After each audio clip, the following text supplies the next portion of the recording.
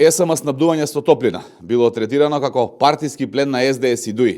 Затоа керката на Талјат Џафери била дел од надзорниот одбор.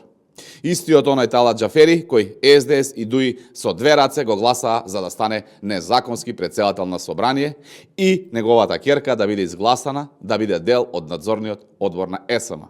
Затоа на СДС и ДУИ не им се допаѓа темата, затоа што во секоја пора од општеството цветаше корупција и криминал.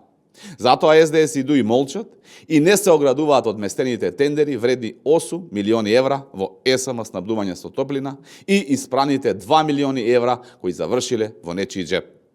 Каде завршиле овие 2 милиони евра? Дали кај структури блиски до врвот на СДС или во ДУИ? Дали лица од тогашниот врв на СДС и ДУИ имаат вмешано прсти во случајот? Јавноста заслужува одговори и заслужува да види како СДС и ДУИ раководеа со државните институции.